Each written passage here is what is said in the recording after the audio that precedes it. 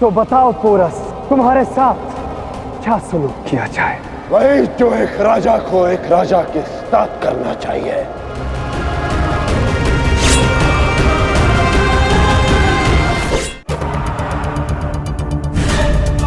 तुम्हारा भाई बेवकूफ था पोरस, जिसे यह गुमान था कि उसकी मौत मौत नहीं, एक कुर्बानी है। पर इन लोगों के चेहरे ये साफ साफ बता रहे कि धनानंद की तरह ये लोग भी जल्द ही तुम्हारा साथ छोड़ेंगे।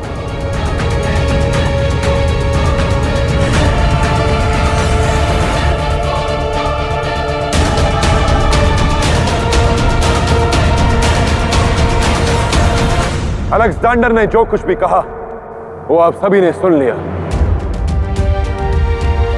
जो भेंट उसने हमें सौंपी वो आप सबने देख ली।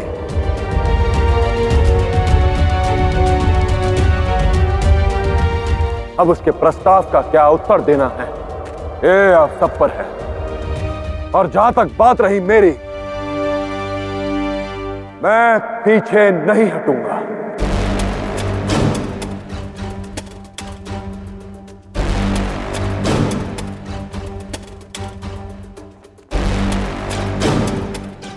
हर संतान के पास अपने पिता, अपने पूर्वजों की कुछ कहानियां होती हैं सुनने के लिए। हर बूढ़े पिता के पास कुछ कहानियां होती हैं अपनी संतान को सुनाने के लिए। कुछ विरासतें होती हैं जो वो अपने आने वाली पीढ़ियों को सौंपते हैं। मेरी कहानी क्या होगी, मेरी विरासत क्या होगी, इसका निर्णय मैं ले चुका हूं।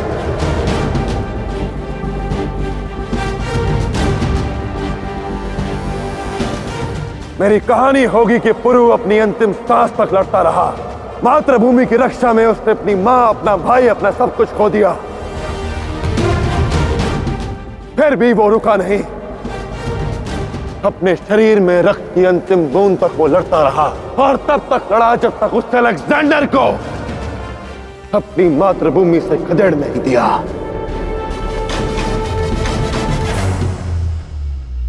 अब ये आप सब पर है कि अपने आने वाली पीढ़ियों को विरासत में क्या सौंपना चाहते हैं। स्वतंत्रता या परतंत्रता? क्या होगी आप सबकी कहानी? ये कि अपने शत्रु के सामने आपने अपने घुटने टेक दिए,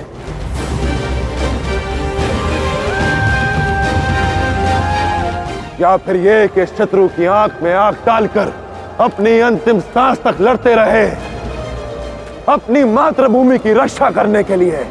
क्या होगी आपकी कहानी?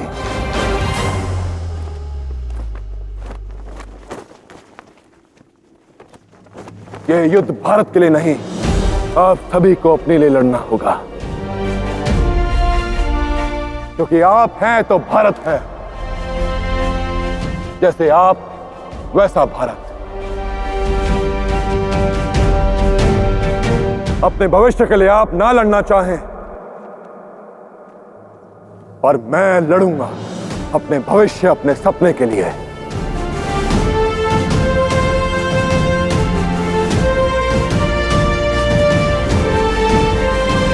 भारत जय तू! भारत जय तू! भारत जय तू! भारत जय तू! भारत जय तू! भारत जय तू! भारत जय तू! भारत जय तू! भारत जय तू!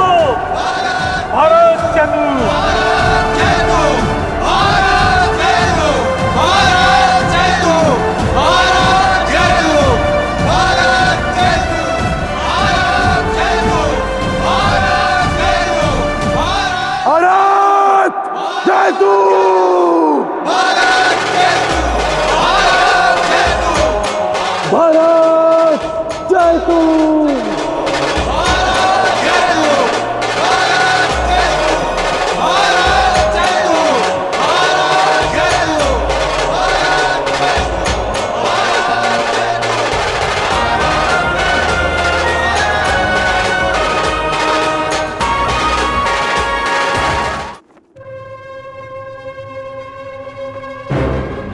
ये पोरस अपने आप को समझता क्या है? इसे क्या लगता है जोश भरी तकरीर देने से ये जंग को जीत जाएगा? हमें मात दे देगा। इसे इसकी औकात दिखानी होगी।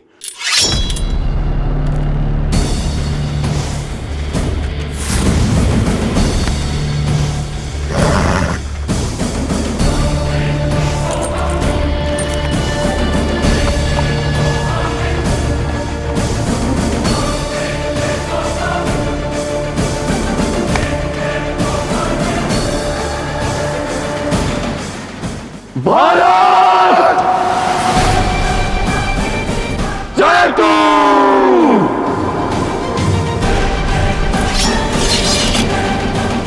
जलगार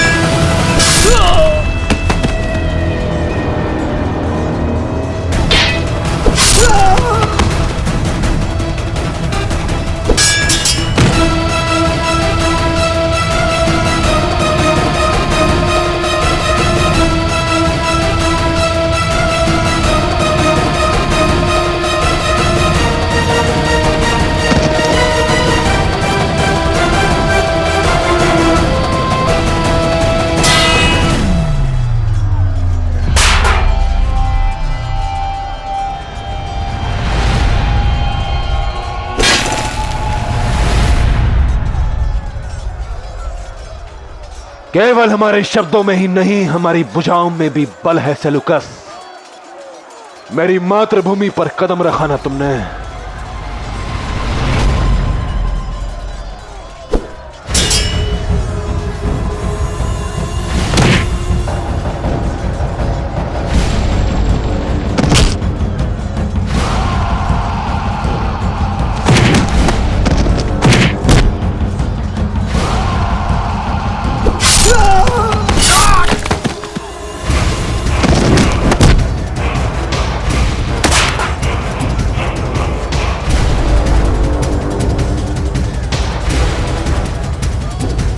हमारी नई चाल चलने का वक्त आ गया है सेबेस्टियन।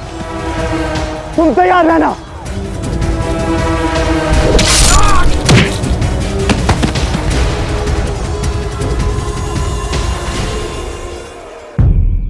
मुझे पुरु पर पूर्ण विश्वास है आचार्य। वो अपने भाई के शव को शत्रुओं से छीनकर अवश्य ही यहाँ लाएगा। राजगुरु जी, आप पूरे राजकीय सम्मान के साथ हस्ती के अंतिम संस्कार का प्रबंध कीजिए। हस्ती का अंतिम संस्कार उसका भाई स्वयं ही करेगा। अवश्य महारानी जी। एक और बात राजगुरु जी, हमारे सारे शस्त्रागार खुलवाइए और वहां उपलब्ध प्रत्येक तेल कुंभ को बाहर मंगवाइए। जी महारानी जी।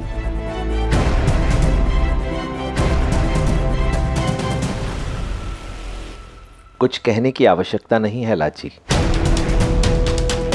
तुम्हारी कुशाग्र बुद्धि ने क्या योजना बनाई है मैं समझ गया। बाकी का कार्य मेरे शिष्य कर लेंगे। धन्यवाद आचार्य। आज पौरव राष्ट्र का प्रत्येक नागरिक अपना कर्तव्य निभा रहा है, फिर चाहे वो सैनिक हो या एक गुरु। भले ही मैं पुरु के साथ रणभूमि में उपस्थित नहीं हूं, परंतु अलेक्जेंडर के विरुद्ध इस युद्ध में मैं मेरे पुरु के साथ अवश्य लड़ूंगी। मैं बाकियों की तरह नहीं हूं पोरस। तेरा भी वही हास्य करूंगा जो तेरे भाई का किया है, और तुझे भी उस दिन ऐसे ही नेसे की नोक पर लटकाऊंगा जैसे तेरे भाई की लाश को लटकाया है। तेरे शरीर की एक एक बूंद को रिश्ते देखेगा तू, और जिस जमीन के तू लड़ रहा है उसी में एक दिन खाक हो जाएगा।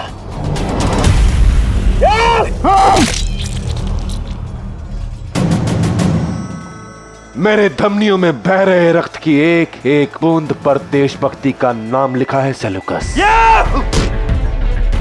रक्त शरीर के बाहर हो या उसके अंदर, इससे उसकी निष्ठा पर कोई अंतर नहीं पड़ता। पुरुष हो या हस्ते, हम सभी धरती माँ की संतान हैं जो उनका ऋण चुकाने को सज हैं। खेद होगा तुम्हें कि तुम अलेक्जेंडर की सहायता करने यहाँ आए। जो रक्त तुमने मेरे भाई का बहाया है, उस रक्त की एक एक बूंद का मूल्य चुकाना होगा तुम्हें, जो तुमने मेरे भाई के शरीर से बहाया है।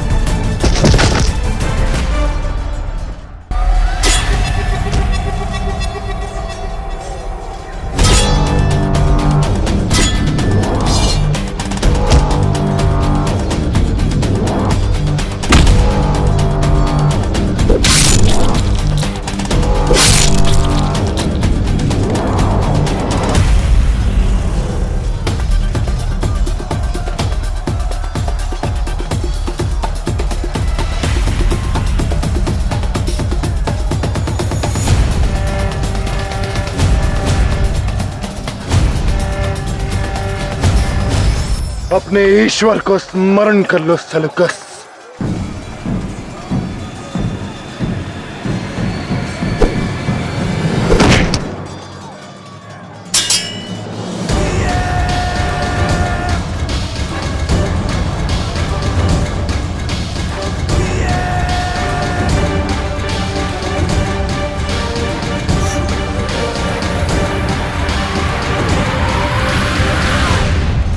तुम्हारे मित्र की ऐसी दशा की है मैंने कि अब वो युद्ध लड़ने में सक्षम नहीं रहा। अब बस कुछ ही क्षणों में मैं तुम्हें और तुम्हारे शाह अलेक्जेंडर को मार मार कर मेरी धरती, मेरी मां से खदेड़ फेंकूंगा। गलत फहमी में हो पोरस। तुम शायद भूल रहे हो कि मेरे शाह खुदा है और खुदा को कोई नहीं हरा सकता।